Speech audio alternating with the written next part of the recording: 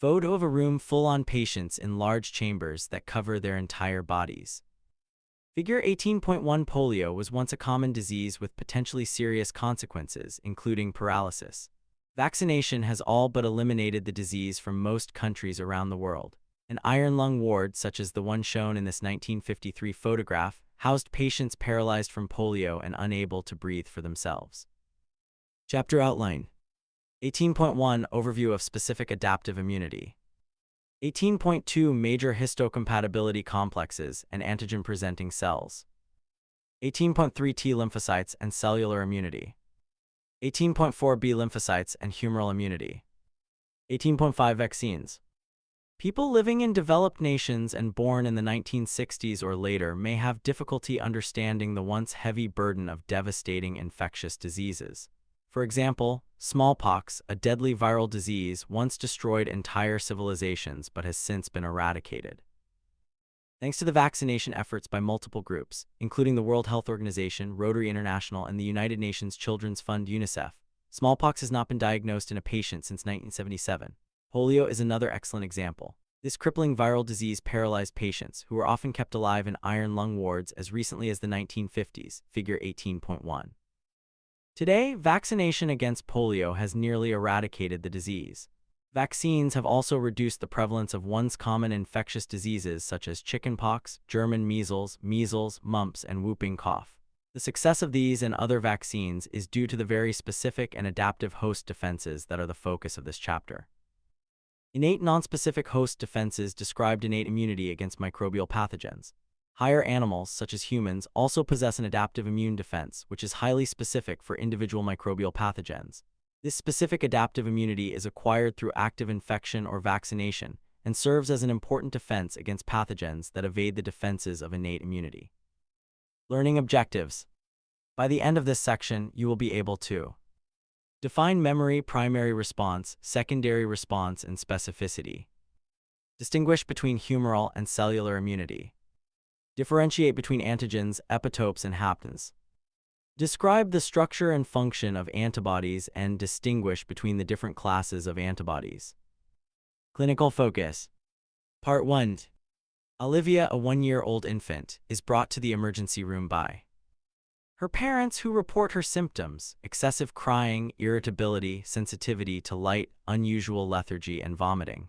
A physician feels swollen lymph nodes in Olivia's throat and armpits. In addition, the area of the abdomen over the spleen is swollen and tender. What do these symptoms suggest? What tests might be ordered to try to diagnose the problem? Jump to the next clinical focus box. Adaptive immunity is defined by two important characteristics: specificity and memory. Specificity refers to the adaptive immune system's ability to target specific pathogens, and memory refers to its ability to quickly respond to pathogens to which it has previously been exposed. For example, when an individual recovers from chickenpox, the body develops a memory of the infection that will specifically protect it from the causative agent, the varicella-zoster virus, if it is exposed to the virus again later. Specificity and memory are achieved by essentially programming certain cells involved in the immune response to respond rapidly to subsequent exposures of the pathogen. This programming occurs as a result of the first exposure to a pathogen or vaccine, which triggers a primary response. Subsequent exposures result in a secondary response that is faster and stronger as a result of the body's memory of the first exposure, figure 18.2. This secondary response, however, is specific to the pathogen in question. For example, exposure to one virus, e.g., varicella-zoster virus, will not provide protection against other viral diseases, e.g., measles, mumps, or polio. Adaptive specific immunity involves the actions of two distinct cell types: B lymphocytes, B cells, and T lymphocytes, T cells. Although B cells and T cells arise from a common hematopoietic stem cell differentiation pathway, see figure 17.12, their sites of maturation and their roles in adaptive immunity are very different. B cells mature in the bone marrow and are responsible for the production of glycoproteins called antibodies, or immunoglobulins. Antibodies are involved in the body's defense against pathogens and toxins in the extracellular environment. Mechanisms of adaptive specific immunity that involve B cells and antibody production are referred to as humoral immunity. The maturation of T cells occurs in the thymus.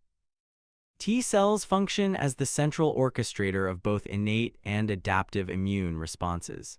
They are also responsible for destruction of cells infected with intracellular pathogens. The targeting and destruction of intracellular pathogens by T cells is called cell-mediated immunity, or cellular immunity. Graph with time on the x-axis and concentration of antibody on the y-axis. The concentration is near zero at the initial exposure and increases during the primary immune response. The concentration then drops back down but remains above the level at initial exposure. The secondary exposure increases the concentration of antibody to higher levels than the primary response, and even after dropping back down, this count remains relatively high. Figure 18.2. This graph illustrates the primary and secondary immune responses related to antibody production after an initial and secondary exposure to an antigen. Notice that the secondary response is faster and provides a much higher concentration of antibody. Check your understanding. List the two defining characteristics of adaptive immunity.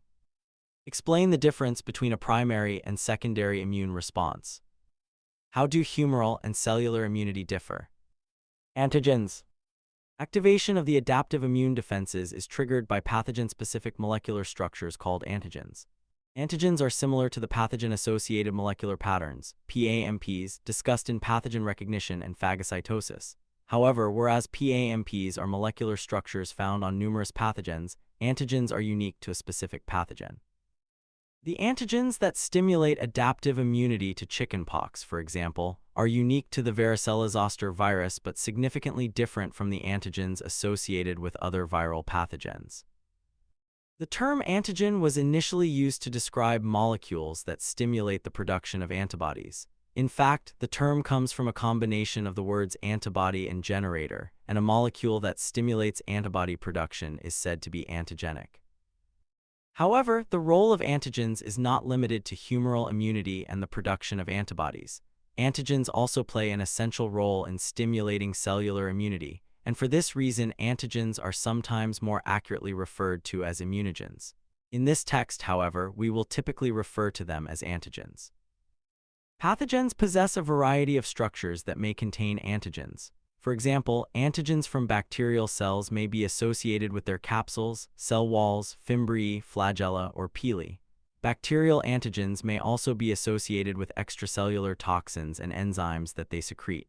Viruses possess a variety of antigens associated with their capsids, envelopes, and the spike structures they use for attachment to cells.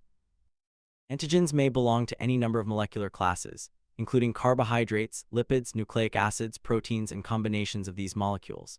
Antigens of different classes vary in their ability to stimulate adaptive immune defenses as well as in the type of response they stimulate, humoral or cellular.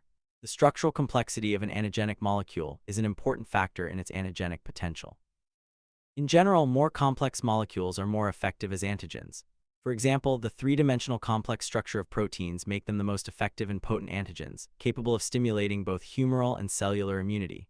In comparison, carbohydrates are less complex in structure and therefore less effective as antigens. They can only stimulate humoral immune defenses. Lipids and nucleic acids are the least antigenic molecules, and in some cases may only become antigenic when combined with proteins or carbohydrates to form glycolipids, lipoproteins, or nucleoproteins. One reason the three-dimensional complexity of antigens is so important is that antibodies and T cells do not recognize and interact with an entire antigen, but with smaller exposed regions on the surface of antigens called epitopes. A single antigen may possess several different epitopes, figure 18.3, and different antibodies may bind to different epitopes on the same antigen, figure 18.4. For example, the bacterial flagellum is a large, complex protein structure that can possess hundreds or even thousands of epitopes with unique three-dimensional structures. Moreover, flagella from different bacterial species, or even strains of the same species, contain unique epitopes that can only be bound by specific antibodies. Antigen size is another important factor in its antigenic potential. Whereas large antigenic structures like flagella possess multiple epitopes, some molecules are too small to be antigenic by themselves. Such molecules, called haptens, are essentially free epitopes that are not part of the complex three-dimensional structure of a larger antigen. For a hapten to become antigenic, it must first attach to a larger carrier molecule, usually a protein, to produce a conjugate antigen. The hapten-specific antibodies produced in response to the conjugate antigen are then able to interact with unconjugated free hapten. Molecules, haptens are not known to be associated with any specific pathogens, but they are responsible for some allergic responses. For example, the hapniurushiol, a molecule found in the oil of plants that cause poison ivy, causes an immune response that can result in a severe rash called contact dermatitis. Similarly, the hapten penicillin can cause allergic reactions to drugs in the penicillin class. A drawing of an antigen as a large sphere with different shapes on the surface labeled epitopes.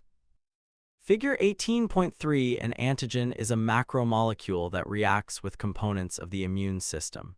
A given antigen may contain several motifs that are recognized by immune cells. Many antigens shown as large spheres, each with multiple shapes on the surface labeled epitopes. Different antibodies are shown each with a binding site specific to one of the epitopes. Figure 18.4. A typical protein antigen has multiple epitopes, shown by the ability of 3 different antibodies to bind to different epitopes of the same antigen. Check your understanding. What is the difference between an antigen and an epitope? What factors affect an antigen's antigenic potential? Why are haptens typically not antigenic, and how do they become antigenic? Antibodies. Antibodies, also called immunoglobulins, are glycoproteins that are present in both the blood and tissue fluids. The basic structure of an antibody monomer consists of 4 protein chains held together by disulfide bonds, figure 18.5. A disulfide bond is a covalent bond between the sulfhydryl R groups found on 2 cysteine amino acids. The 2 largest chains are identical to each other and are called the heavy chains. The 2 smaller chains are also identical to each other and are called the light chains. Joined together, the heavy and light chains form a basic Y-shaped structure. The 2 arms of the Y-shaped antibody molecule are known as the Fab region, for fragment of antigen binding. The far end of the Fab region is the variable region, which serves as the site of antigen binding. The amino acid sequence in the variable region dictates the 3-dimensional structure, and thus the specific 3-dimensional epitope to which the Fab region is capable of binding. Although the epitope specificity of the Fab regions is identical for each arm of a single antibody molecule, this region displays a high degree of variability between antibodies with different epitope specificities. Binding to the Fab region is necessary for neutralization of pathogens, agglutination or aggregation of pathogens, and antibody-dependent cell-mediated cytotoxicity. The constant region of the antibody molecule includes the trunk of the Y and lower portion of each arm of the Y. The trunk of the Y is also called the FC region, for fragment of crystallization, and is the site of complement factor binding and binding to phagocytic cells during antibody-mediated opsonization. An antibody is a Y shape made of 4 strands. The 2 inner strands form the actual Y shape and are the heavy chains.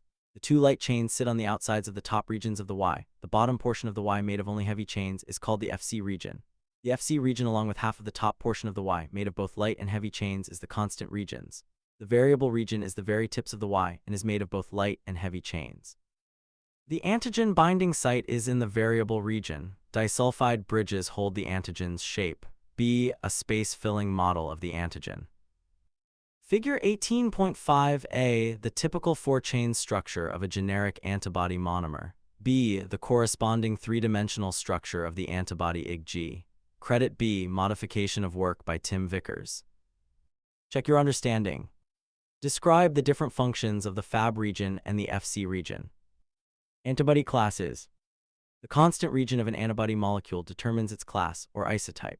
The 5 classes of antibodies are IgG, IgM, IgA, IgD, and IgE. Each class possesses unique heavy chains designated by Greek letters gamma, mu, alpha, delta, and epsilon, respectively. Antibody classes also exhibit important differences in abundance in serum, arrangement, body sites of action, functional roles, and size, figure 18.6. IgG is a monomer that is by far the most abundant antibody in human blood, accounting for about 80% of total serum antibody. IgG penetrates efficiently into tissue spaces, and is the only antibody class with the ability to cross the placental barrier, providing passive immunity to the developing fetus during pregnancy. IgG is also the most versatile antibody class in terms of its role in the body's defense against pathogens. IgM is initially produced in a monomeric membrane-bound form that serves as an antigen-binding receptor on B cells. The secreted form of IgM assembles into a pentamer with 5 monomers of IgM bound together by a protein structure called the J chain.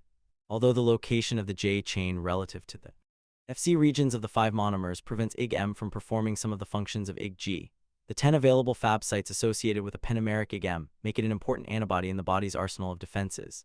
IgM is the first antibody produced and secreted by B cells during the primary and secondary immune responses, making pathogen-specific IgM a valuable diagnostic marker during active or recent infections. IgA accounts for about 13% of total serum antibody, and secretory IgA is the most common and abundant antibody class found in the mucus secretions that protect the mucous membranes. IgA can also be found in other secretions such as breast milk, tears, and saliva. Secretory IgA is assembled into a dimeric form with two monomers joined by a protein structure called the secretory component.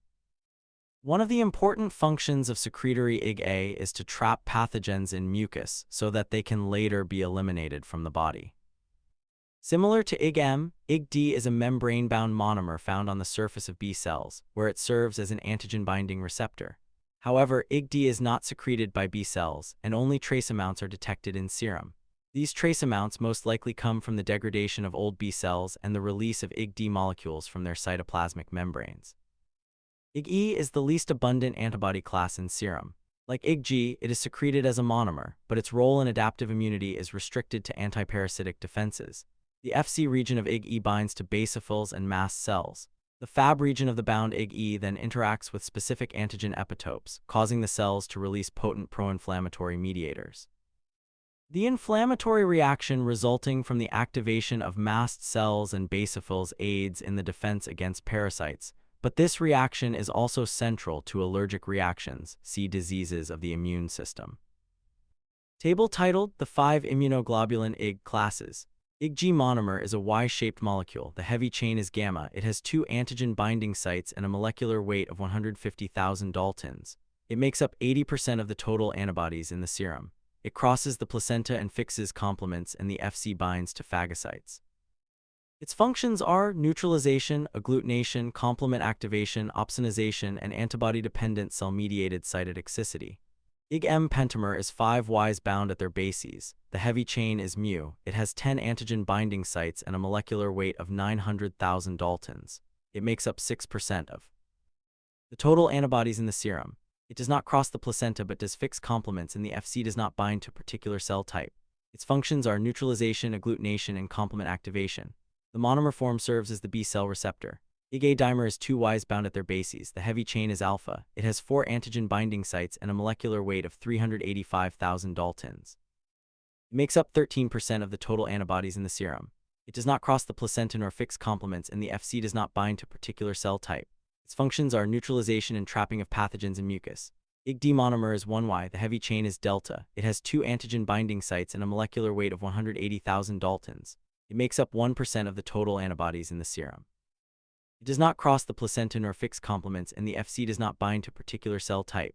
Its functions are B cell receptors. IgE monomer is 1 Y. The heavy chain is epsilon. It has 2 antigen binding sites and a molecular weight of 200,000 Daltons. It makes up 1% of the total antibodies in the serum. It does not cross the placenta nor fix complements. The Fc binds to mast cells and basophils. Its functions are activation of basophils and mast cells against parasites and allergens. Figure 18.6. Check your understanding. What part of an antibody molecule determines its class? What class of antibody is involved in protection against parasites? Describe the difference in structure between IgM and IgG. Antigen-antibody interactions. Different classes of antibody play important roles in the body's defense against pathogens. These functions include neutralization of pathogens, opsonization for phagocytosis, agglutination, complement activation, and antibody-dependent cell-mediated cytotoxicity. For most of these functions, antibodies also provide an important link between adaptive specific immunity and innate nonspecific immunity. Neutralization involves the binding of certain antibodies, IgG, IgM, or IgA, to epitopes on the surface of pathogens or toxins, preventing their attachment to cells. For example, secretory IgA can bind to specific pathogens and block initial attachment to intestinal mucosal cells.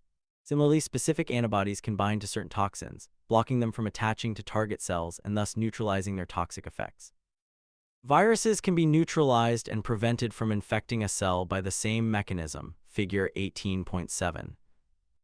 As described in chemical defenses, opsonization is the coating of a pathogen with molecules, such as complement factors, C-reactive protein, and serum amyloid A, to assist in phagocyte binding to facilitate phagocytosis. IgG antibodies also serve as excellent opsonins, binding their Fab sites to specific epitopes on the surface of pathogens. Phagocytic cells such as macrophages, dendritic cells, and neutrophils have receptors on their surfaces that recognize and bind to the Fc portion of the IgG molecules. Thus, IgG helps such phagocytes attach to and engulf the pathogens they have bound, figure 18.8. Agglutination or aggregation involves the cross-linking of pathogens by antibodies to create large aggregates, figure 18.9. IgG has two Fab antigen binding sites, which can bind to two separate pathogen cells, clumping them together. When multiple IgG antibodies are involved, large aggregates can develop. These aggregates are easier for the kidneys and spleen to filter from the blood, and easier for phagocytes to ingest for destruction. The pentameric structure of IgM provides 10 Fab binding sites per molecule, making it the most efficient antibody for agglutination. A virus is drawn as a circle with knobs on it. Antigens bind to the knobs, thereby surrounding the virus. Next image shows antibody binding to diphtheria toxin. Next image shows antibody binding to a bacterial cell. Figure 18.7 neutralization involves the binding of specific antibodies to antigens found on bacteria, viruses, and toxins, preventing them from attaching to target cells. A macrophage with projections that are engulfing a pathogen with antibodies attached to it. Figure 18.8 antibodies serve as opsonins and inhibit infection by tagging pathogens for destruction by macrophages, dendritic cells, and neutrophils. These phagocytic cells use Fc receptors to bind to IgG opsonized pathogens and initiate the first step of attachment before phagocytosis. Bacterial cells with various epitopes shown as different shapes. IgM antibodies are bound to multiple bacteria, all attached to the same shaped epitope which matches their binding sites. Figure 18.9 antibodies, especially IgM antibodies, agglutinate bacteria by binding to epitopes on two or more bacteria simultaneously.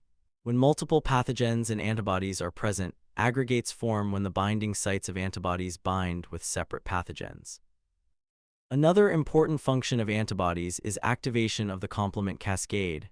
As discussed in the previous chapter, the complement system is an important component of the innate defenses, promoting the inflammatory response, recruiting phagocytes to site of infection, enhancing phagocytosis by opsonization, and killing gram-negative bacterial pathogens with the membrane attack complex MAC. Complement activation can occur through three different pathways, see figure 17.9, but the most efficient is the classical pathway, which requires the initial binding of IgG or IgM antibodies to the surface of a pathogen cell, allowing for recruitment and activation of the C1 complex. Yet another important function of antibodies is antibody-dependent cell-mediated cytotoxicity, ADCC, which enhances killing of pathogens that are too large to be phagocytosed. This process is best characterized for natural killer cells, NK cells, as shown in figure 18.1, but it can also involve macrophages and eosinophils. ADCC occurs when the Fab region of an IgG antibody binds to a large pathogen. Fc receptors on effector cells, e.g., NK cells, then bind to the Fc region of the antibody, bringing them into close proximity with the target pathogen. The effector cell then secretes powerful cytotoxins, e.g., perforin and granzymes, that kill the pathogen. Fc receptors on an NK cell bind to the Fc region of the IgG bound to the antigen on the surface of a pathogen. This causes the NK cell to release toxins that kill the pathogen. Figure 18.1 in this example of ADCC, antibodies bind to a large pathogenic cell that is too big for phagocytosis, and then bind to Fc receptors on the membrane of a natural killer cell. This interaction brings the NK cell into close proximity, where it can kill the pathogen through release of lethal extracellular cytotoxins. Check your understanding. Where is IgA normally found? Which class of antibody crosses the placenta, providing protection to the fetus? Compare the mechanisms of opsonization and antibody-dependent cell-mediated cytotoxicity. Learning objectives. By the end of this section, you will be able to identify cells that express MHC-I and/or MHC-II molecules and describe the structures and cellular location of MHC-I and MHC-II molecules. Identify the cells that are antigen-presenting cells. Describe the process of antigen processing and presentation with MHC-I and MHC-II. As discussed in cellular defenses, major histocompatibility complex (MHC) molecules are expressed on the surface of healthy cells, identifying them as normal. And self to natural killer NK cells. MHC molecules also play an important role in the presentation of foreign antigens, which is a critical step in the activation of T cells and thus an important mechanism of the adaptive immune system. Major histocompatibility complex molecules. The major histocompatibility complex, MHC, is a collection of genes coding for MHC molecules found on the surface of all nucleated cells of the body. In humans, the MHC genes are also referred to as human leukocyte antigen HLA genes. Mature red blood cells, which lack a nucleus, are the only cells that do not express MHC molecules on their surface. There are two classes of MHC molecules involved in adaptive immunity, MHC-I and MHC-II, figure 18.11. MHC-I molecules are found on all nucleated cells. They present normal self-antigens as well as abnormal or non-self pathogens to the effector T cells involved in cellular immunity. In contrast, MHC-II molecules are only found on macrophages, dendritic cells, and B cells. They present abnormal or non-self pathogen antigens for the initial activation of T cells. Both types of MHC molecules are transmembrane glycoproteins that assemble as dimers in the cytoplasmic membrane of cells, but their structures are quite different. MHCI molecules are composed of a longer alpha protein chain coupled with a smaller beta-2 microglobulin protein, and only the alpha chain spans the cytoplasmic membrane. The alpha chain of the MHCI molecule folds into three separate domains, alpha-1, alpha-2, and alpha-3. MHCII molecules are composed of two protein chains, an alpha and a beta chain, that are approximately similar in length. Both chains of the MHCII molecule possess portions that span the plasma membrane, and each chain folds into two separate domains, alpha-1 and alpha-2, and beta-1 and beta-2. In order to present abnormal or non-self antigens to T cells, MHC molecules have a cleft that serves as the antigen-binding site near the top, or outermost, portion of the MHCI or MHCI dimer. For MHCI, the antigen-binding cleft is formed by the alpha-1 and alpha-2 domains, whereas for MHCII, the cleft is formed by the alpha-1 and beta-1 domains, figure 18.11. Drawing of a phospholipid bilayer plasma membrane. An MHC class I protein molecule is found in all nucleated body cells. It has a linear portion in the membrane and four portions on the outer side of the cell. One of these portions connects to the membrane-spanning portion, two form the antigen-binding site, and the fourth is labeled the beta-2 microglobulin. MHC class II protein molecules are found in lymphocytes and macrophages. This has two membrane-spanning portions, each attached to a portion on the outside of the cell. The two portions attached to these form the antigen-binding site. Figure 18.11 MHCI are found on all nucleated body cells, and MHCII are found on macrophages, dendritic cells, and B cells, along with MHCI. The antigen-binding cleft of MHCI is formed by domains alpha-1 and alpha-2. The antigen-binding cleft of MHCII is formed by domains alpha-1 and beta-1. Check your understanding. Compare the structures of the MHCI and MHCII molecules. Antigen-presenting cells, APCs. All nucleated cells in the body have mechanisms for processing and presenting antigens in association with MHC molecules. This signals the immune system, indicating whether the cell is normal and healthy or infected with an intracellular pathogen. However, only macrophages, dendritic cells, and B cells have the ability to present antigens specifically for the purpose of activating T cells. For this reason, these types of cells are sometimes referred to as antigen-presenting cells, APCs. While all APCs play a similar role in adaptive immunity, there are some important differences to consider. Macrophages and dendritic cells are phagocytes that ingest and kill pathogens that penetrate the first-line barriers, i.e., skin and mucous membranes. B cells, on the other hand, do not function as phagocytes but play a primary role in the production and secretion of antibodies. In addition, whereas macrophages and dendritic cells recognize pathogens through nonspecific receptor interactions, e.g., PAMPs, toll-like receptors and receptors for opsonizing complement or antibody, B cells interact with foreign pathogens or their free antigens using antigen-specific immunoglobulin as receptors monomeric Ig-D and Ig-M. When the immunoglobulin receptors bind to an antigen, the B cell internalizes the antigen by endocytosis before processing and presenting the antigen to T cells. Antigen presentation with MHC-II molecules. MHC-II molecules are only found on the surface of APCs. Macrophages and dendritic cells use similar mechanisms for processing and presentation of antigens, and their epitopes in association with MHC-II. B cells use somewhat different mechanisms that will be described further in B lymphocytes and humoral immunity. For now, we will focus on the steps of the process as they pertain to dendritic cells. After a dendritic cell recognizes and attaches to a pathogen cell, the pathogen is internalized by phagocytosis and is initially contained within a phagosome. Lysosomes containing antimicrobial enzymes and chemicals fuse with the phagosome to create a phagolysosome, where degradation of the pathogen for antigen processing begins. Proteases protein degrading are especially important in antigen processing because only protein-antigen epitopes are presented to T cells by MHC-II, figure 18.12. APCs do not present all possible epitopes to T cells. Only a selection of the most antigenic or immunodominant epitopes are presented. The mechanism by which epitopes are selected for processing and presentation by an APC is complicated and not well understood. However, once the most antigenic immunodominant epitopes have been processed, they associate within the antigen-binding cleft of MHC-II molecules and are translocated to the cell surface of the dendritic cell for presentation to T cells. The process of phagocytosis. 1. A bacterium is engulfed by phagocytosis into a dendritic cell and is encased in a phagosome. 2. Lysosomes fuse with the phagosome and digest the bacterium. 3. Immunodominant epitopes are associated with MHC-II and presented on the cell surface. Figure 18.12. A dendritic cell phagocytoses a bacterial cell and brings it into a phagosome. Lysosomes fuse with the phagosome to create a phagolysosome, where antimicrobial chemicals and enzymes degrade the bacterial cell. Proteases process bacterial antigens, and the most antigenic epitopes are selected and presented on the cell's surface in conjunction with MHC-II molecules. T cells recognize the presented antigens and are thus activated.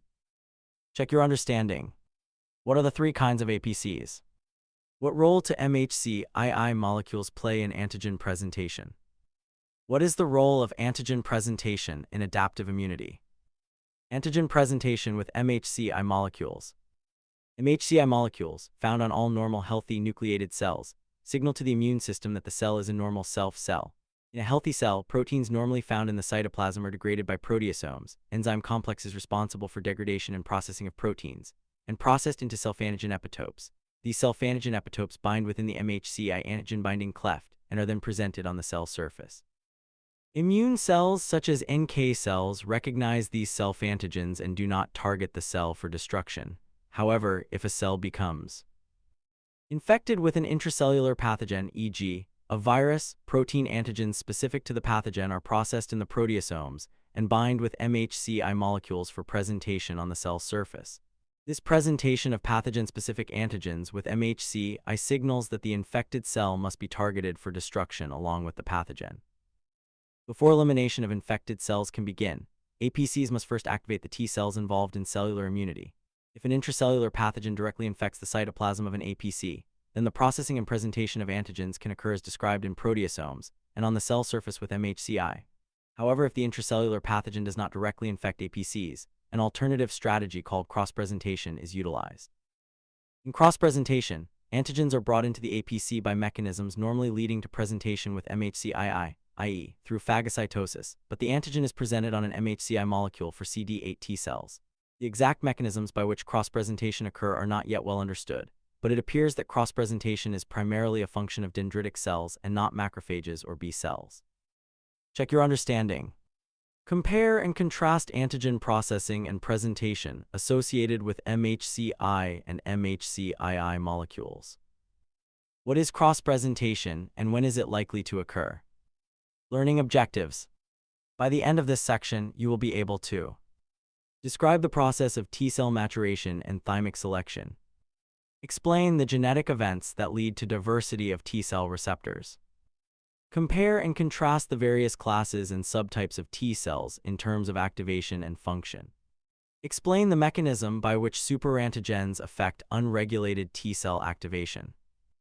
As explained in Overview of Specific Adaptive Immunity, the antibodies involved in humoral immunity often bind pathogens and toxins before they can attach to and invade host cells. Thus, humoral immunity is primarily concerned with fighting pathogens in extracellular spaces. However, pathogens that have already gained entry to host cells are largely protected from the humoral antibody-mediated defenses. Cellular immunity, on the other hand, targets and eliminates intracellular pathogens through the actions of T lymphocytes, or T cells, figure 18.13. T cells also play a more central role in orchestrating the overall adaptive immune response, humoral as well as cellular, along with the cellular defenses of innate immunity. A micrograph of a round cell approximately 7 micrometer in diameter. The cell has a studded surface. Figure 18.13. This scanning electron micrograph shows a T lymphocyte, which is responsible for the cell-mediated immune response. The spike-like membrane structures increase surface area, allowing for greater interaction with other cell types and their signals. Credit: modification of work by NCI. T cell production and maturation. T cells, like all other white blood cells involved in innate and adaptive immunity, are formed from multipotent hematopoietic stem cells, HSCs, in the bone marrow, see figure 17.12. However, unlike the white blood cells of innate immunity, eventual T cells differentiate first into lymphoid stem cells that then become small, immature lymphocytes, sometimes called lymphoblasts. The first steps of differentiation occur in the red marrow of bones, figure 18.14, after which immature T lymphocytes enter the bloodstream and travel to the thymus for the final steps of maturation, figure 18.15. Once in the thymus, the immature T lymphocytes are referred to as thymocytes. The maturation of thymocytes within the thymus can be divided into 3 critical steps of positive and negative selection, collectively referred to as thymic selection. The first step of thymic selection occurs in the cortex of the thymus and involves the development of a functional T cell receptor, TCR, that is required for activation by APCs. Thymocytes with defective TCRs are removed by negative selection through the induction of apoptosis, programmed controlled cell death. The second step of thymic selection also occurs in the cortex and involves the positive selection of thymocytes that will interact appropriately with MHC molecules. Thymocytes that can interact appropriately with MHC molecules receive a positive stimulation that moves them further through the process of maturation, whereas thymocytes that do not interact appropriately are not stimulated and are eliminated by apoptosis. The third and final step of thymic selection occurs in both the cortex and medulla and involves negative selection to remove self-reacting thymocytes, those that react to self-antigens, by apoptosis. This final step is sometimes referred to as central tolerance because it prevents self-reacting T cells from reaching the bloodstream and potentially causing autoimmune disease, which occurs when the immune system attacks healthy cells. Despite central tolerance, some self-reactive T cells generally escape the thymus and enter the peripheral bloodstream. Therefore, a second line of defense called peripheral tolerance is needed to protect against autoimmune disease. Peripheral tolerance involves mechanisms of anergy and inhibition of self-reactive T cells by regulatory T cells. Anergy refers to a state of non-responsiveness to antigen stimulation. In the case of self-reactive T cells that escape the thymus, lack of an essential co-stimulatory signal required for activation causes anergy and prevents autoimmune activation.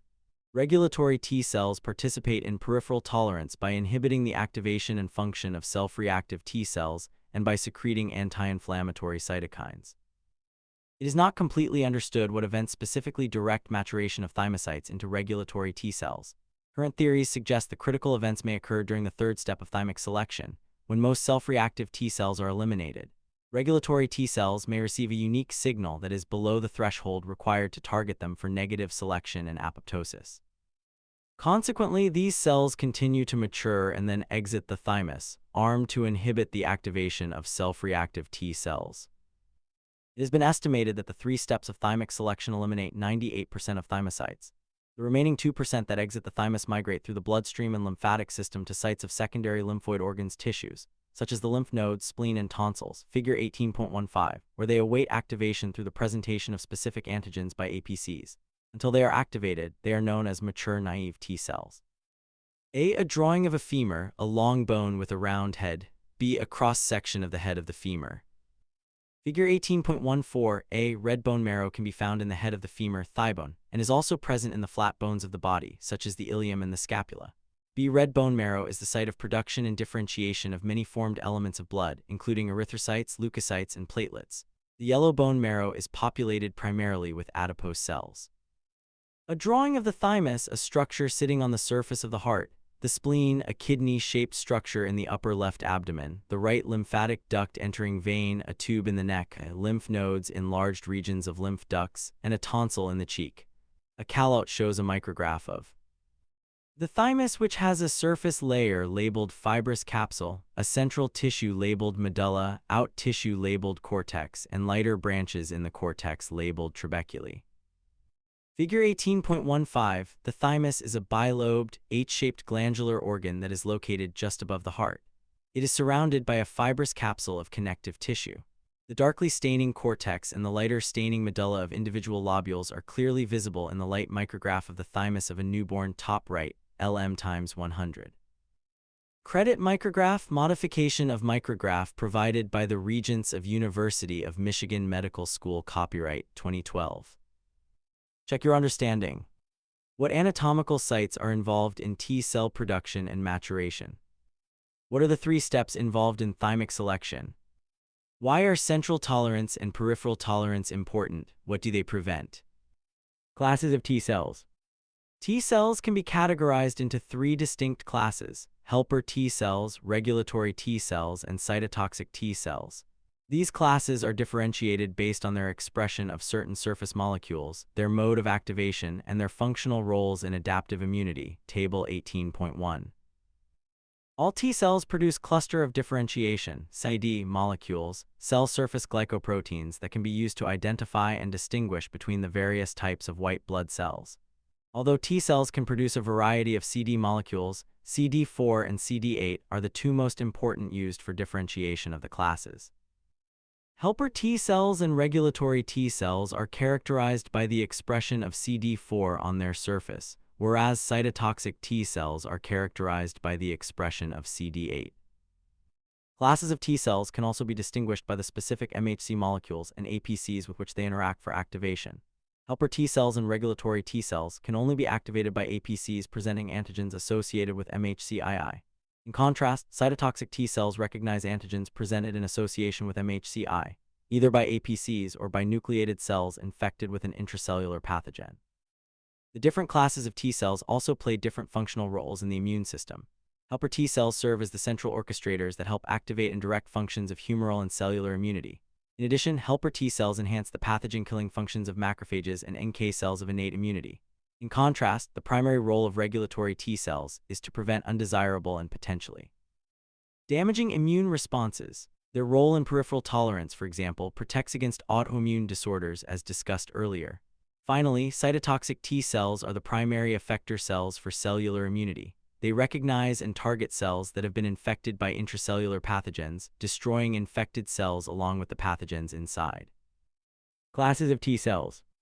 Class surface CD molecules activation functions.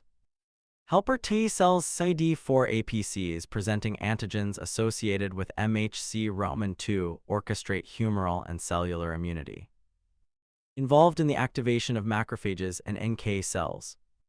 Regulatory T cells CD4 APCs presenting antigens associated with MHC Roman II involved in peripheral tolerance and prevention of autoimmune responses.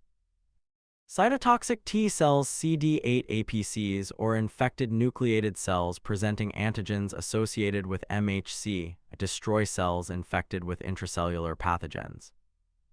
Table 18.1. Check your understanding. What are the unique functions of the 3 classes of T cells? Which T cells can be activated by antigens presented by cells other than APCs? T cell receptors. For both helper T cells and cytotoxic T cells, activation is a complex process that requires the interactions of multiple molecules and exposure to cytokines. The T cell receptor, TCR, is involved in the first step of pathogen epitope recognition during the activation process. The TCR comes from the same receptor family as the antibodies IgD and IgM, the antigen receptors on the B cell membrane surface, and thus shares common structural elements. Similar to antibodies, the TCR has a variable region and a constant region, and the variable region provides the antigen binding site, figure 18.16. However, the structure of TCR is smaller and less complex than the immunoglobulin molecules, figure 18.5. Whereas immunoglobulins have 4 peptide chains and Y-shaped structures, the TCR consists of just 2 peptide chains, alpha and beta chains, both of which span the cytoplasmic membrane of the T cell. TCRs are epitope-specific, and it has been estimated that 25 million T cells with unique epitope-binding TCRs are required to protect an individual against a wide range of microbial pathogens. Because the human genome only contains about 25,000 genes, we know that each specific TCR cannot be encoded by its own set of genes. This raises the question of how such a vast population of T cells, with millions of specific TCRs, can be achieved. The answer is a process called genetic rearrangement, which occurs in the thymus during the first step of thymic selection. The genes that code for the variable regions of the TCR are divided into distinct gene segments called variable V, diversity D, and joining J segments. The gene segments associated with the alpha chain of the TCR consist 70 or more different V-alpha segments and 61 different J-alpha segments. The gene segments associated with the beta chain of the TCR consist of 52 different V-beta segments, 2 different D-beta segments, and 13 different J-beta segments. During the development of the functional TCR in the thymus, genetic rearrangement in a T cell brings together one V-alpha segment and one J-alpha segment to code for the variable region of the alpha chain. Similarly, genetic rearrangement brings one of the V-beta segments together with one of the D-beta segments, and one of that J-beta segments to code for the variable region of the beta chain. All the possible combinations of rearrangements between different segments of V, D, and J provide the genetic diversity required to produce millions of TCRs with unique epitope-specific variable regions. Drawing of a 2 bars spanning the T cell plasma membrane. On one side of the membrane is the intracellular domain. The transmembrane region spans the membrane. The constant region is outside the membrane. A disulfide bond holds these 2 bars together in the constant region. The variable region is at the top and contains the antigen binding sites. Figure 18.16, a T-cell receptor spans the cytoplasmic membrane and projects variable binding regions into the extracellular space to bind processed antigens associated with MHC-I or MHC-II molecules. Check your understanding. What are the similarities and differences between TCRs and immunoglobulins? What process is used to provide millions of unique TCR binding sites? Activation and differentiation of helper T cells. Helper T cells can only be activated by APCs presenting processed foreign epitopes in association with MHC-II. The first step in the activation process is TCR recognition of the specific foreign epitope presented within the MHC-II antigen binding cleft. The second step involves the interaction of CD4 on the helper T cell with a region of the MHC-II molecule separate from the antigen binding cleft. This second interaction anchors the MHC-I-TCR complex and ensures that the helper T cell is recognizing both the foreign, non-self, epitope and self antigen of the APC. Both recognitions are required for activation of the cell. In the third step, the APC and T cell secrete cytokines that activate the helper T cell. The activated helper T cell then proliferates, dividing by mitosis to produce clonal naive helper T cells that differentiate into subtypes with different functions. Figure 18.17. A native helper T cells binds to an antigen extracted from a pathogen sitting on the MCH class II protein of an antigen presenting cell dendritic cell. The portion of the helper T cell that binds is the T cell receptor and is stabilized by CD4. After this binding, the helper T cell is activated and can become Th1 cell, Th2 cell, or memory helper T cell. Figure 18.17. This illustration depicts the activation of a naive, unactivated helper T cell by an antigen-presenting cell and the subsequent proliferation and differentiation of the activated T cell into different subtypes. Activated helper T cells can differentiate into one of 4 distinct subtypes, summarized in Table 18.2. The differentiation process is directed by APC-secreted cytokines. Depending on which APC-secreted cytokines interact with an activated helper T cell, the cell may differentiate into a T helper 1 Th1 cell, a T helper 2 Th2 cell, or a memory helper T cell. The 2 types of helper T cells are relatively short-lived effector cells, meaning that they perform various functions of the immediate immune response. In contrast, memory helper T cells are relatively long-lived. They are programmed to remember a specific antigen or epitope in order to mount a rapid, strong, secondary response to subsequent exposures. Th1 cells secrete their own cytokines that are involved in stimulating and orchestrating other cells involved in adaptive and innate immunity. For example, they stimulate cytotoxic T cells, enhancing their killing of infected cells and promoting differentiation into memory cytotoxic T cells. Th1 cells also stimulate macrophages and neutrophils to become more effective in their killing of intracellular bacteria. They can also stimulate NK cells to become more effective at killing target cells. Th2 cells play an important role in orchestrating the humoral immune response through their secretion of cytokines that activate B cells and direct B cell differentiation and antibody production. Various cytokines produced by Th2 cells orchestrate antibody class switching, which allows B cells to switch between the production of IgM, IgG, IgA, and IgE as needed to carry out specific antibody functions and to provide pathogen-specific humoral immune responses. A third subtype of helper T cells, called Th17 cells, was discovered through observations that immunity to some infections is not associated with Th1 or Th2 cells. Th17 cells and the cytokines they produce appear to be specifically responsible for the body's defense against chronic mucocutaneous infections. Patients who lack sufficient Th17 cells in the mucosa, e.g., HIV patients, may be more susceptible to bacteremia and gastrointestinal infections. 1. Subtypes of helper T cells. Subtype functions. Th1 cells stimulate cytotoxic T cells and produce memory cytotoxic T cells. Stimulate macrophages and neutrophils, PMNs, for more effective intracellular killing of pathogens. Stimulate NK cells to kill more effectively. Th2 cells stimulate B cell activation and differentiation into plasma cells and memory B cells. Direct antibody class switching in B cells. Th17 cells stimulate immunity to specific infections such as chronic mucocutaneous infections.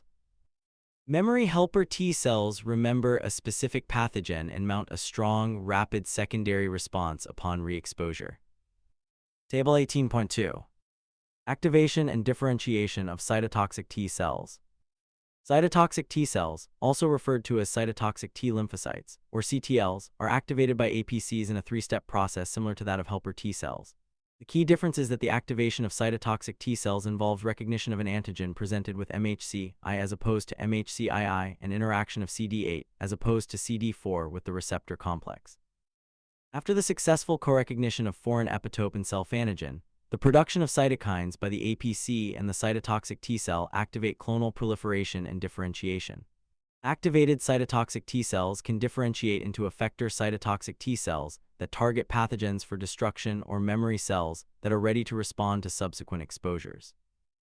As noted, proliferation and differentiation of cytotoxic T cells is also stimulated by cytokines secreted from Th1 cells activated by the same foreign epitope. The co-stimulation that comes from these Th1 cells is provided by secreted cytokines. Although it is possible for activation of cytotoxic T cells to occur without stimulation from Th1 cells, the activation is not as effective or long-lasting.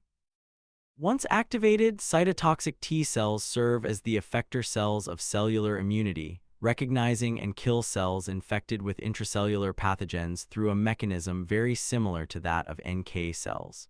However, whereas NK cells recognize nonspecific signals of cell stress or abnormality, cytotoxic T cells recognize infected cells through antigen presentation of pathogen-specific epitopes associated with MHC-I. Once an infected cell is recognized, the TCR of the cytotoxic T cell binds to the epitope and releases perforin and granzymes that destroy the infected cell, figure 18.18.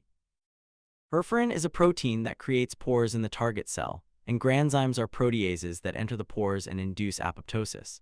This mechanism of programmed cell death is a controlled and efficient means of destroying and removing infected cells without releasing the pathogens inside to infect neighboring cells, as might occur if the infected cells were simply lysed.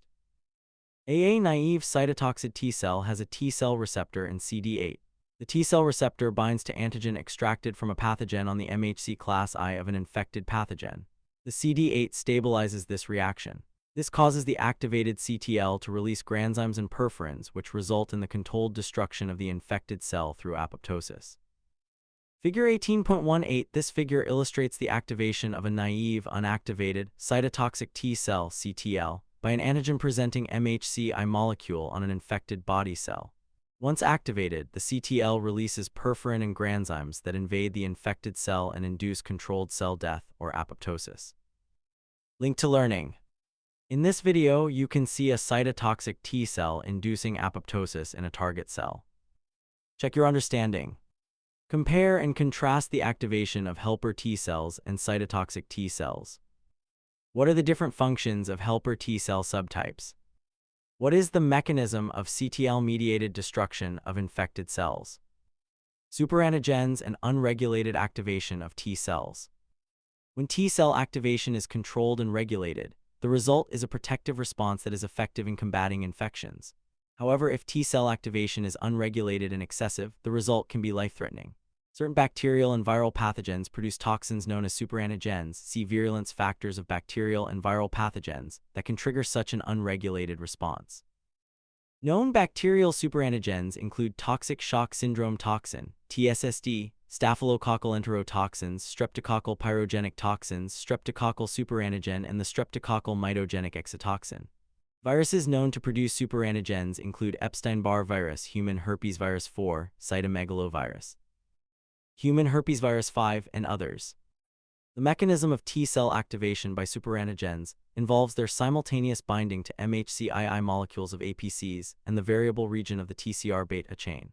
This binding occurs outside of the antigen-binding cleft of MHC-II, so the superantigen will bridge together and activate MHC-II and TCR without specific foreign epitope recognition. Figure 18.19.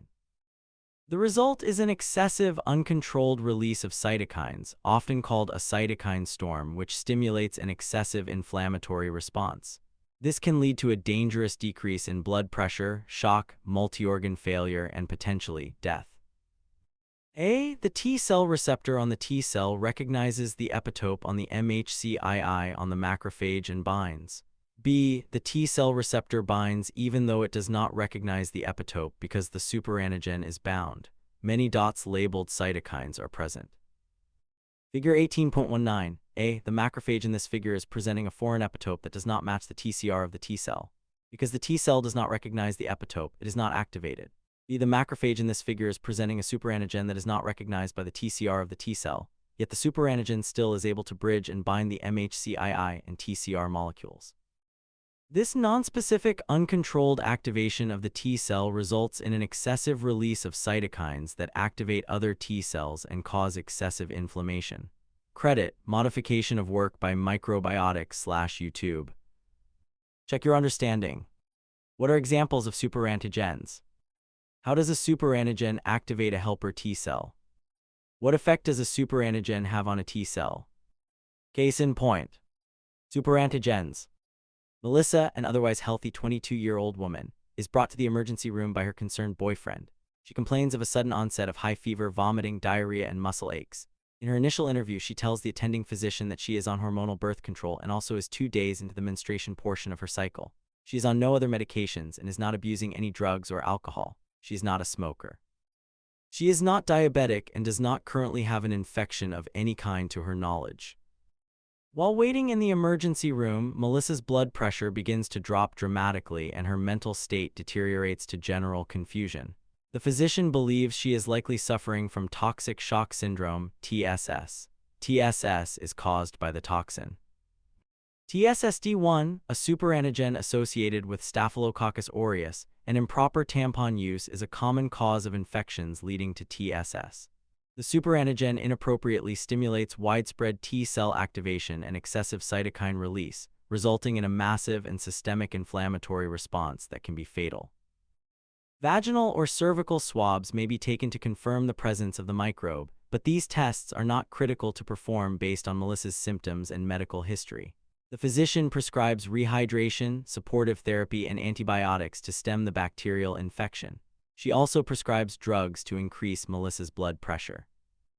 Melissa spends 3 days in the hospital undergoing treatment. In addition, her kidney function is monitored because of the high risk of kidney failure associated with TSS. After 72 hours, Melissa is well enough to be discharged to continue her recovery at home. In what way would antibiotic therapy help to combat a superantigen? Clinical focus. Part 2. Olivia's swollen lymph nodes, abdomen, and spleen suggest a strong immune response to a systemic infection in progress. In addition, little Olivia is reluctant to turn her head and appears to be experiencing severe neck pain. The physician orders a complete blood count, blood culture, and lumbar puncture. The cerebrospinal fluid CSF obtained appears cloudy and is further evaluated by gram stain assessment and culturing for potential bacterial pathogens. The complete blood count indicates elevated numbers of white blood cells in Olivia's bloodstream. The white blood cell increases are recorded at 28.5 K/μL normal range, 6,017, 5 K/μL. The neutrophil percentage was recorded as 60%, normal range 23–45%.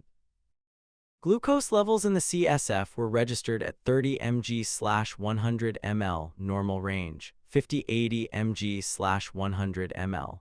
The WBC count in the CSF was 1163 m3, normal range 520/mm3. Based on these results, do you have a preliminary diagnosis?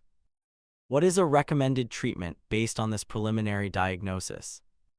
Jump to the next clinical focus box. Go back to the previous clinical focus box. Learning objectives.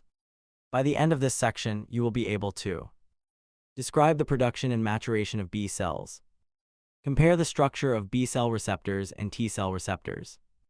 Compare T-dependent and T-independent activation of B cells.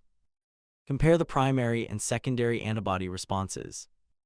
Humoral immunity refers to mechanisms of the adaptive immune defenses that are mediated by antibodies secreted by B lymphocytes or B cells. This section will focus on B cells and discuss their production and maturation, receptors, and mechanisms of activation.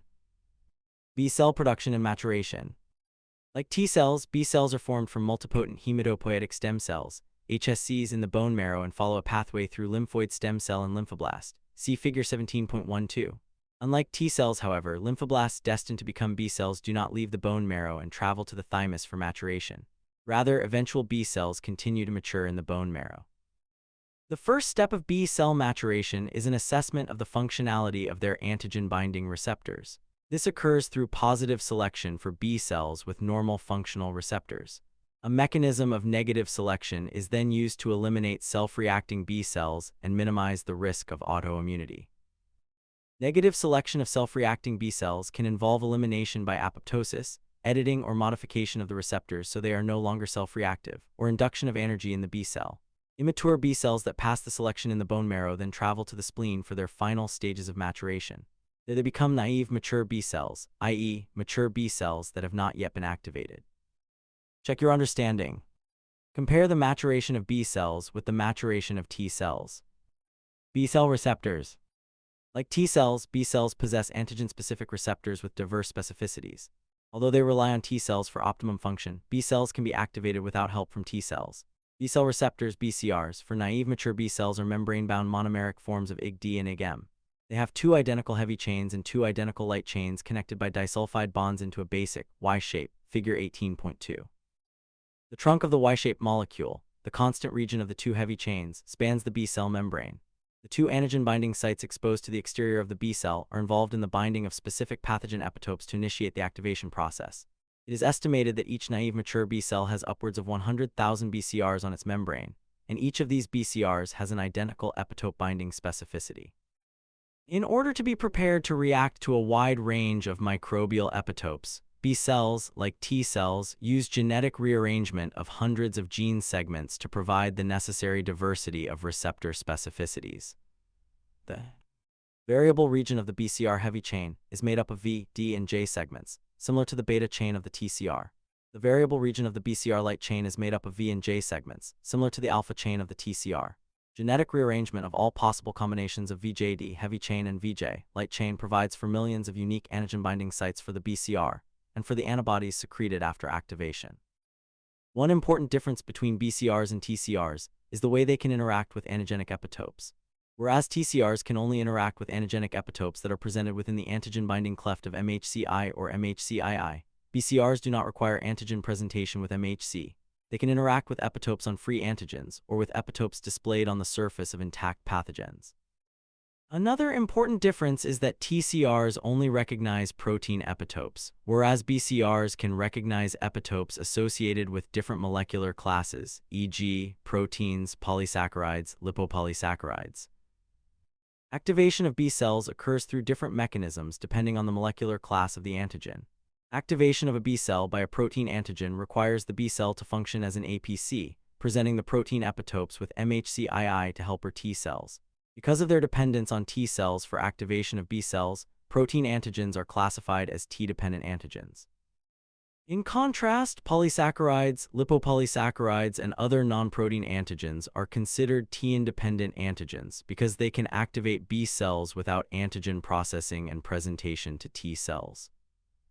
B-cell plasma membrane has two long rectangles spanning it. These form a Y shape. Two shorter rectangles sit on the outside of the upper portion of the Y, the region spanning the membrane, and halfway through the bars of the Y is the constant region. The upper region is the variable region which has the antigen binding sites. The long rectangles are the heavy chain. The shorter rectangles are the light chains. Multiple disulfide bridges hold the constant region together. Figure 18.2 B-cell receptors are embedded in the membranes of B cells. The variable regions of all of the receptors on a single cell bind the same specific antigen. Check your understanding. What types of molecules serve as the BCR? What are the differences between TCRs and BCRs with respect to antigen recognition? Which molecule classes are T-dependent antigens and which are T-independent? Antigens. T-cell independent activation of B cells. Activation of B cells without the cooperation of helper T cells is referred to as T-cell independent activation and occurs when BCRs interact with T-independent antigens. T-independent antigens, e.g. polysaccharide capsules, lipopolysaccharide, have repetitive epitope units within their structure, and this repetition allows for the cross-linkage of multiple BCRs, providing the first signal for activation, figure 18.21. Because T cells are not involved, the second signal has to come from other sources, such as interactions of toll-like receptors with PAMPs or interactions with factors from the complement system. Once a B cell is activated, it undergoes clonal proliferation and daughter cells differentiate into plasma cells. Plasma cells are antibody factories that secrete large quantities of antibodies. After differentiation, the surface BCRs disappear, and the plasma cell secretes pentameric Ig-M molecules that have the same antigen specificity as the BCRs, figure 18.21.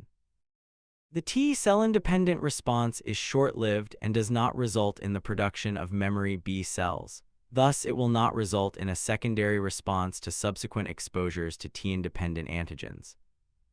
A circle with small chains of hexagons projecting from the surface is a pathogenic bacterial cell. The chains are polysaccharide antigens with repeating epitopes. Antibodies on the B cell bind to these epitopes. This causes the activation of the B cell and secretion of pentameric Ig-M. Figure 18.21 T-independent antigens have repeating epitopes that can induce B cell recognition and activation without involvement from T cells. A second signal, such as interaction of TLRs with PAMPs not shown, is also required for activation of the B cell. Once activated, the B cell proliferates and differentiates into antibody-secreting plasma cells. Check your understanding. What are the two signals required for T-cell-independent activation of B cells? What is the function of a plasma cell? T-cell-dependent activation of B cells.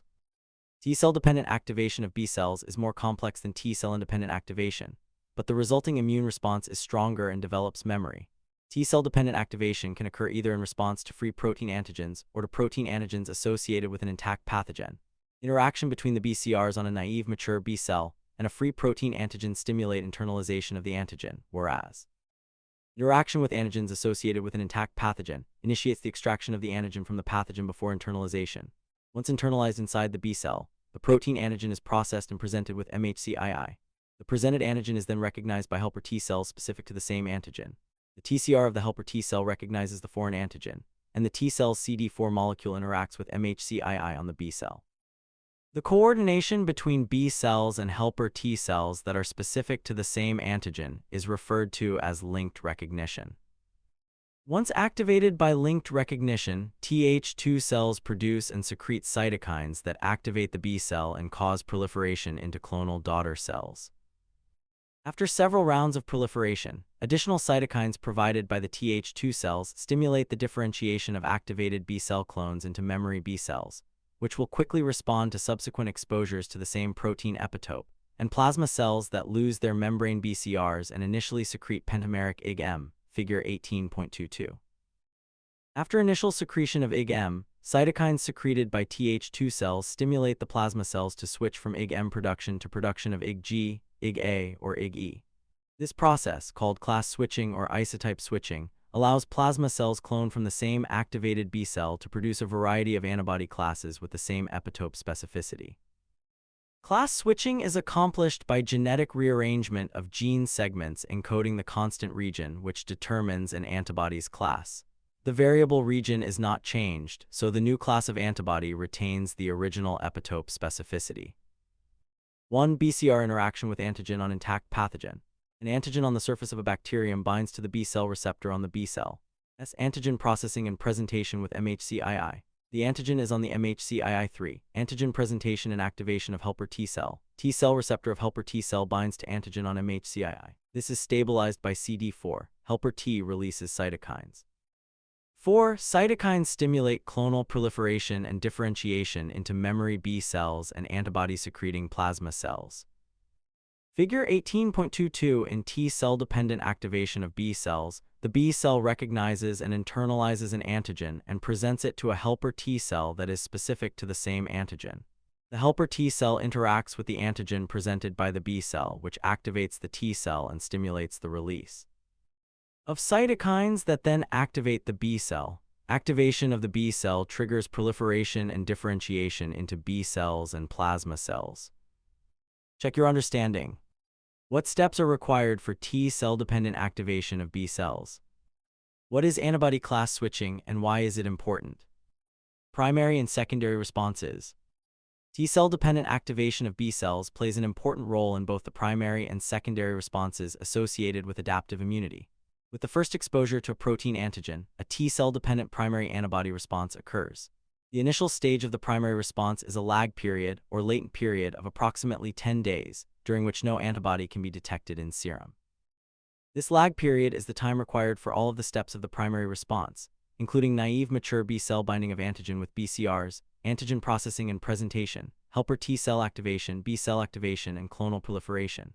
The end of the lag period is characterized by a rise in IgM levels in the serum, as Th2 cells stimulate B cell differentiation into plasma cells. IgM levels reach their peak around 14 days after primary antigen exposure. At about this same time, Th2 stimulates antibody class switching, and IgM levels in serum begin to decline. Meanwhile, levels of IgG increase until they reach a peak about 3 weeks into the primary response, figure 18.23. During the primary response, some of the cloned B cells are differentiated into memory B cells programmed to respond to subsequent exposures. This secondary response occurs more quickly and forcefully than the primary response. The lag period is decreased to only a few days, and the production of IgG is significantly higher than observed for the primary response, figure 18.23. In addition, the antibodies produced during the secondary response are more effective and bind with higher affinity to the targeted epitopes. Plasma cells produced during secondary responses live longer than those produced during the primary response, so levels of specific antibody remain elevated for a longer period of time. Update alt text to a graph with time on the x-axis and antibody concentration in serum. At first there is very little antibody near zero. The lag period does not see a significant increase. In the primary response, IgM peaks for about 5 days and drops. At the same time, IgG increases and then drops. This creates an increase in antibody count with a plateau of about 5 days as both antibody types are present. The secondary response sees a prolonged peak of IgG with a peak of IgM for about 1 to 2 days at about the same time as the peak of IgG. The total antibody is also higher but isn't at its plateau for as long as it is in the primary response. Figure 18.23 compared to the primary response, the secondary antibody response occurs more quickly and produces antibody levels that are higher and more sustained. The secondary response mostly involves IgG. Check your understanding. What events occur during the lag period of the primary antibody response? Why do antibody levels remain elevated longer during the secondary antibody response? Learning objectives. By the end of this section, you will be able to compare the various kinds of artificial immunity, differentiate between variolation and vaccination, describe different types of vaccines, and explain their respective advantages and disadvantages. For many diseases, prevention is the best form of treatment, and few strategies for disease prevention are as effective as vaccination. Vaccination is a form of artificial immunity. By artificially stimulating the adaptive immune defenses, a vaccine triggers memory cell production similar to that which would occur during a primary response. In so doing, the patient is able to mount a strong secondary response upon exposure to the pathogen. but without having to first suffer through an initial infection. In this section, we will explore several different kinds of artificial immunity along with various types of vaccines and the mechanisms by which they induce artificial immunity. Classifications of adaptive immunity. All forms of adaptive immunity can be described as either active or passive. Active immunity refers to the activation of an individual's own adaptive immune defenses, whereas passive immunity refers to the transfer of adaptive immune defenses from another individual or animal. Active and passive immunity can be further subdivided based on whether the protection is acquired naturally or artificially. Natural active immunity is adaptive immunity that develops after natural exposure to a pathogen, figure 18.24. Examples would include the lifelong immunity that develops after recovery from a chickenpox or measles infection, although an acute infection is not always necessary to activate adaptive immunity. The length of time that an individual is protected can vary substantially depending upon the pathogen and antigens involved. For example, activation of adaptive immunity by protein spike structures during an intracellular viral infection can activate lifelong immunity, whereas activation by carbohydrate capsule antigens during an extracellular bacterial infection may activate shorter-term immunity. Natural passive immunity involves the natural passage of antibodies from a female to a child before and after birth. IgG is the only antibody class that can cross the placenta from a pregnant person's blood to the fetal blood supply. Placental transfer of IgG is an important passive immune defense for the infant, lasting up to 6 months after birth. Secretory IgA can also be transferred from to an infant through breast milk. Artificial passive immunity refers to the transfer of antibodies produced by a donor, human or animal, to another individual. This transfer of antibodies may be done as a prophylactic measure, i.e., to prevent disease after exposure to a pathogen or as a strategy for treating an active infection. For example, artificial passive immunity is commonly used for post-exposure prophylaxis against rabies, hepatitis A, hepatitis B, and chickenpox in high-risk individuals. Active infections treated by artificial passive immunity include cytomegalovirus infections in immunocompromised patients and Ebola virus infections.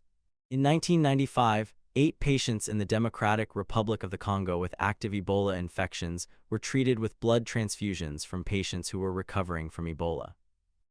Only one of the 8 patients died, a 12.5% mortality rate, which was much lower than the expected 80% mortality rate for Ebola in untreated patients. 2. Artificial passive immunity is also used for the treatment of diseases caused by bacterial toxins, including tetanus, botulism, and diphtheria. Artificial active immunity is the foundation for vaccination. It involves the activation of adaptive immunity through the deliberate exposure of an individual to weakened or inactivated pathogens or preparations consisting of key pathogen antigens. Table titled Mechanism of Acquisition of Immunity. Passive and natural immunity acquired from antibodies passed through breast milk or placenta. Passive and artificial immunity gained through antibodies harvested from another animal. Active and natural immunity gained through illness and recovery.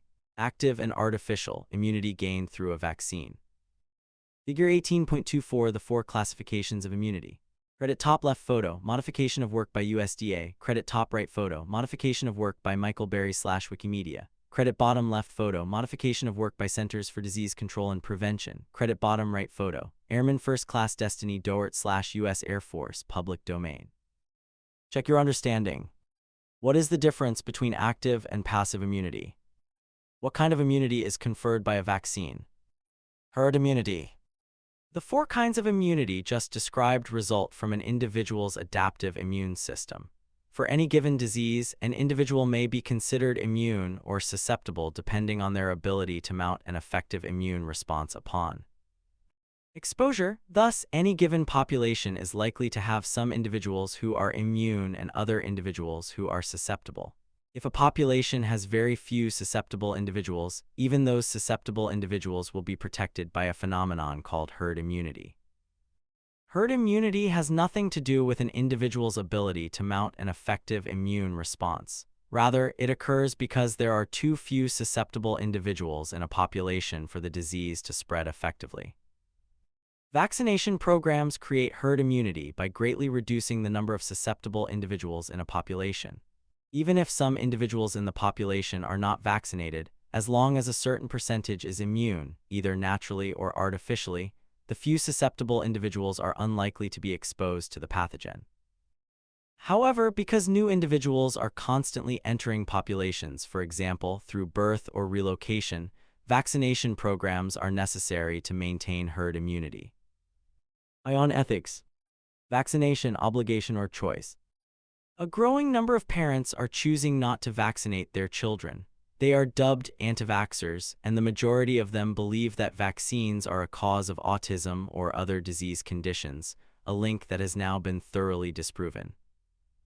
Others object to vaccines on religious or moral grounds, e.g., the argument that Gardasil vaccination against HPV may promote sexual promiscuity, on personal ethical grounds, e.g., a conscientious objection to any medical intervention, or on political grounds, e.g., the notion that mandatory vaccinations are a violation of individual liberties. 3. It is believed that this growing number of unvaccinated individuals has led to new outbreaks of whooping cough and measles. We would expect that herd immunity would protect those unvaccinated in our population, but herd immunity can only be maintained if enough individuals are being vaccinated. Vaccination is clearly beneficial for public health, but from the individual parent's perspective, the view can be murkier. Vaccines, like all medical interventions, have associated risks, and while the risks of vaccination may be extremely low compared to the risks of infection, parents may not always understand or accept the consensus of the medical community. Do such parents have a right to withhold vaccination from their children? Should they be allowed to put their children and society at large at risk? Many governments insist on childhood vaccinations as a condition for entering public school, but it has become easy in most states to opt out of the requirement or to keep children out of the public system. Since the 1970s, West Virginia and Mississippi have had in place a stringent requirement for childhood vaccination, without exceptions, and neither state has had a case of measles since the early 1990s. California lawmakers recently passed a similar law in response to a measles outbreak in 2015, making it much more difficult for parents to opt out of vaccines if their children are attending public schools. Given this track record and renewed legislative efforts, should other states adopt similarly strict requirements? What role should healthcare providers play in promoting or enforcing universal vaccination? Studies have shown that many parents' minds can be changed in response to information delivered by healthcare workers. But is it the place of healthcare workers to try to persuade parents to have their children vaccinated? Some healthcare providers are understandably reluctant to treat unvaccinated patients. Do they have the right to refuse service to patients who decline vaccines? Do insurance companies have the right to deny coverage to anti-vaxxers? These are all ethical questions that policymakers may be forced to address as more parents skirt vaccination norms. Variolation in vaccination. Thousands of years ago, it was first recognized that individuals who survived a smallpox infection were immune to subsequent infections. The practice of inoculating individuals to actively protect them from smallpox appears to have originated in the 10th century in China, when the practice of variolation was described. Figure 18.25. Variolation refers to the deliberate inoculation of individuals with infectious material from scabs or pustules of smallpox victims. Infectious materials were either injected into the skin or introduced through the nasal route. The infection that developed was usually milder than naturally acquired smallpox, and recovery from the milder infection provided protection against the more serious disease. Although the majority of individuals treated by variolation developed only mild infections, the practice was not without risks. More serious and sometimes fatal infections did occur, and because smallpox was contagious, infections resulting from variolation could lead to epidemics. Even so, the practice of variolation for smallpox prevention spread to other regions, including India, Africa, and Europe. Etching of a person administering something into the mouth of a younger person with an instrument while another person holds the younger person's head back. Figure 18.25. Variolation for smallpox originated in the Far East, and the practice later spread to Europe and Africa. This Japanese relief depicts a patient receiving a smallpox variolation from the physician Agata Shunsaku, 1748–1810. Although variolation had been practiced for centuries, the English physician Edward Jenner, 1749–1823, is generally credited with developing the modern process of vaccination. Jenner observed that cow milkers who developed cowpox, a disease similar to smallpox but milder, were immune to the more serious smallpox. This led Jenner to hypothesize that exposure to a less virulent pathogen could provide immune protection against a more virulent pathogen, providing a safer alternative to variolation. In 1796, Jenner tested his hypothesis by obtaining infectious samples from a person's active cowpox lesion, and injecting the materials into a young boy, figure 18.26. The boy developed a mild infection that included a low-grade fever, discomfort in his axilla armpit, and loss of appetite. When the boy was later infected with infectious samples from smallpox lesions, he did not contract smallpox, for this new approach was termed vaccination, a name deriving from the use of cowpox, Latin vacca meaning cow, to protect against smallpox. Today, we know that Jenner's vaccine worked because the cowpox virus is genetically and antigenically related to the variola viruses that cause smallpox. Exposure to cowpox antigens resulted in a primary response and the production of memory cells that identical or related epitopes of variola virus upon a later exposure to smallpox. The success of Jenner's smallpox vaccination led other scientists to develop vaccines for other diseases. Perhaps the most notable was Louis Pasteur, who developed vaccines for rabies, cholera, and anthrax. During the 20th and 21st centuries, effective vaccines were developed to prevent a wide range of diseases caused by viruses, e.g., chickenpox and shingles, hepatitis, measles, mumps, polio, and yellow fever, and bacteria, e.g., diphtheria, pneumococcal pneumonia, tetanus, and whooping cough. A painting of Edward Jenner. B photo of many red lumps on the skin. Figure 18.26a. A painting of Edward Jenner depicts a cow and a farm worker in the background. B. Lesions on a patient infected with cowpox, a zoonotic disease caused by a virus closely related to the one that causes smallpox. Credit B. Modification of work by the Centers for Disease Control and Prevention. Check your understanding. What is the difference between variolation and vaccination for smallpox? Explain why vaccination is less risky than variolation. Classes of vaccines. For a vaccine to provide protection against a disease, it must expose an individual to pathogen-specific antigens that will stimulate a protective adaptive immune response. By its very nature, this entails some risk. As with any pharmaceutical drug, vaccines have the potential to cause adverse effects. However, the ideal vaccine causes no severe adverse effects and poses no risk of contracting the disease that it is intended to prevent. Various types of vaccines have been developed with these goals in mind. These different classes of vaccines are described in the next section and summarized in Table 18.3. Live attenuated vaccines. Live attenuated vaccines expose an individual to a weakened strain of a pathogen, with the goal of establishing a subclinical infection that will activate the adaptive immune defenses. Pathogens are attenuated to decrease their virulence using methods such as genetic manipulation, to eliminate key virulence factors, or long-term culturing in an unnatural host or environment, to promote mutations and decrease virulence. By establishing an active infection, live attenuated vaccines stimulate a more comprehensive immune response than some other types of vaccines. Live attenuated vaccines activate both cellular and humoral immunity, and stimulate the development of memory for long-lasting immunity. In some cases, vaccination of one individual with a live attenuated pathogen can even lead to natural transmission of the attenuated pathogen to other individuals. This can cause the other individuals to also develop an active, subclinical infection that activates their adaptive immune defenses. Disadvantages associated with live attenuated vaccines include the challenges associated with long-term storage and transport, as well as the potential for a patient to develop signs and symptoms of disease during the active infection, particularly in immunocompromised patients. There is also a risk of the attenuated pathogen reverting back to full virulence. Table 18.3 lists examples live attenuated vaccines. Inactivated vaccines. Inactivated vaccines contain whole pathogens that have been killed or inactivated with heat, chemicals, or radiation. For inactivated vaccines to be effective, the inactivation process must not affect the structure of key antigens on the pathogen. Because the pathogen is killed or inactive, inactivated vaccines do not produce an active infection, and the resulting immune response is weaker and less comprehensive than that provoked by a live attenuated vaccine. Typically, the response involves only humoral immunity, and the pathogen cannot be transmitted to other individuals. In addition, inactivated vaccines usually require higher doses and multiple boosters, possibly causing inflammatory reactions at the site of injection. Despite these disadvantages, inactivated vaccines do have the advantages of long-term storage stability and ease of transport.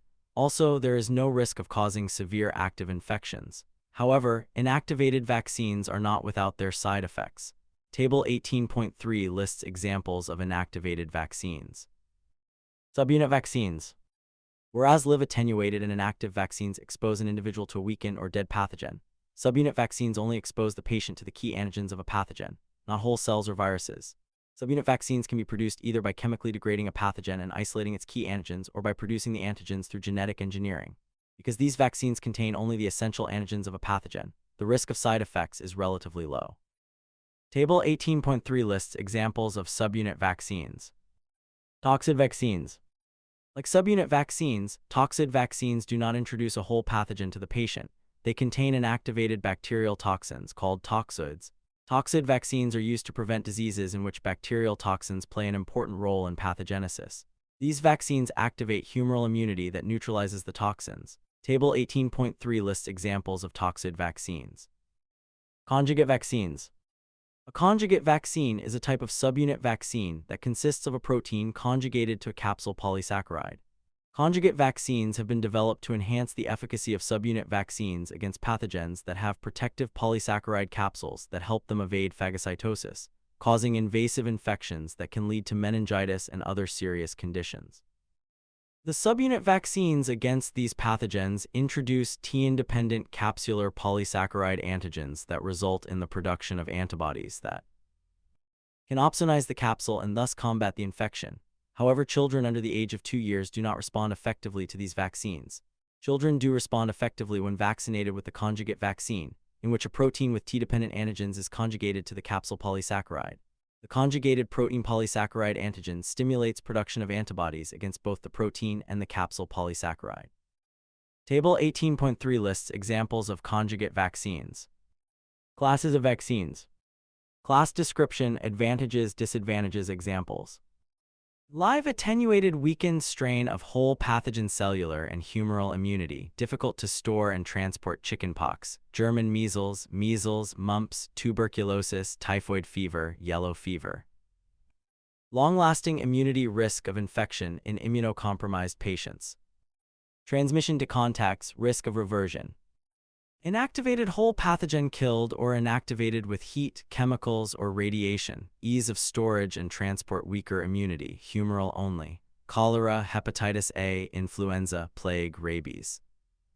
No risk of severe active infection, higher doses and more boosters required. Subunit immunogenic antigens, lower risk of side effects, limited longevity, anthrax, hepatitis B, influenza, meningitis, papillomavirus, pneumococcal pneumonia, whooping cough. Multiple doses required. No protection against antigenic variation. Toxoid inactivated bacterial toxin, humoral immunity to neutralize toxin does not prevent infection, botulism, diphtheria, pertussis, tetanus. Conjugate capsule polysaccharide conjugated to protein T-dependent response to capsule costly to produce meningitis.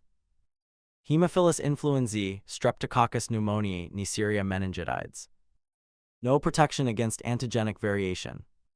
Better response in young children, may interfere with other vaccines. Table 18.3. Check your understanding. What is the risk associated with a live attenuated vaccine? Why is a conjugated vaccine necessary in some cases? Microconnections. DNA vaccines. DNA vaccines represent a relatively new and promising approach to vaccination. A DNA vaccine is produced by incorporating genes for antigens into a recombinant plasmid vaccine. Introduction of the DNA vaccine into a patient leads to uptake of the recombinant plasmid by some of the patient's cells, followed by transcription and translation of antigens and presentation of these antigens with MHC-I to activate adaptive immunity. This results in the stimulation of both humoral and cellular immunity without the risk of active disease associated with live attenuated vaccines. Although most DNA vaccines for humans are still in development, it is likely that they will become more prevalent in the near future as researchers are working on engineering DNA vaccines that will activate adaptive immunity against several different pathogens at once. First-generation DNA vaccines tested in the 1990s looked promising in animal models, but were disappointing when tested in human subjects. Poor cellular uptake of the DNA plasmids was one of the major problems impacting their efficacy. Trials of second-generation DNA vaccines have been more promising thanks to new techniques for enhancing cellular uptake and optimizing antigens.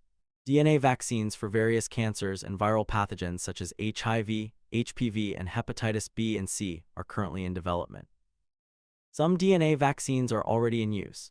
In 2005, a DNA vaccine against West Nile virus was approved for use in horses in the United States.